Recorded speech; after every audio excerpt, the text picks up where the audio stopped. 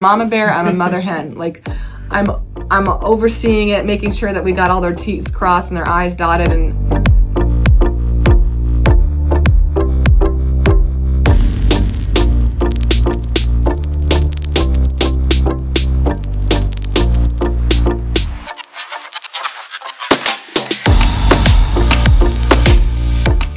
I wanted to work for a company that had a big presence across the state of Rhode Island.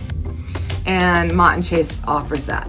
Not to mention, it has a big presence with the company of Sotheby's International Realty, both locally throughout the US and then globally.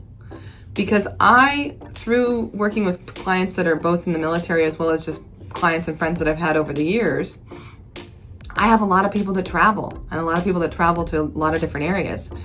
And when you travel and you visit different areas, you end up wanting to buy when you find something you like in an area you like. So for me, it really comes down to wanting to work with a brand that had a presence in a lot of areas. Yeah, so I definitely have a network of agents that I work with. And that's one of the great things that I think is really an unknown thing with many people out there, is that realtors have connections in other places. So just because I'm a realtor in Rhode Island doesn't mean I can't help you buying a house in Colorado.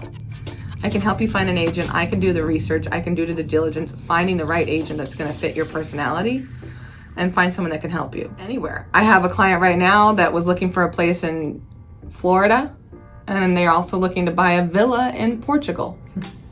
And before, I don't know that I would have been able to find a company that had a presence there, but with Sotheby's, there is a presence there in Portugal as well as across the globe, you know? Right. The problem is most people don't realize that you can do it. So people don't think to ask you. Case in point, my own sister bought a house in Colorado but didn't ask me a thing about it. We'll get a referral fee for referring someone to them, so that agent will kick back to us because we connected you. I helped a buyer, it was military, I helped them buy a property in San Diego. Now they're back in Newport again. I hope that my clients feel that the experience is, if there's someone that needs to have their hand held, I hold their hand throughout the whole process. Like there's one client that we just closed a couple weeks ago, and she was just gushing with kudos to both myself and the lender, and just how easy we made the process for her, because she felt it was really daunting to buy a house, and I want to take the stress out of it for them. And she said we made it really easy for her, just walking her through the process, walking her through the steps.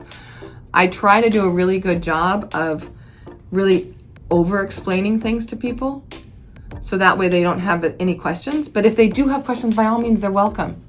I want them to ask any questions that come up. I want them to feel like no question's stupid. I'm a mama bear, I'm a mother hen. Like I'm overseeing it, making sure that we got all their T's crossed and their I's dotted and understand the process.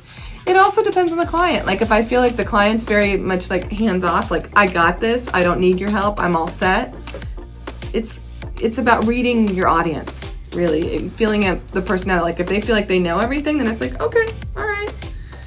But I just don't want people to feel like they can't ask me questions. So like my fear with people that are like that are hands off, is that maybe they don't think that they can maybe they feel like I think they don't need to be asking any questions. But by all means, I hope they do ask questions, and they usually do. But some people are like, no, I got this. And some people can be really sporadic and like, oh, I need this now. And you're like, okay. Like I said before, like you say jump, I say how high.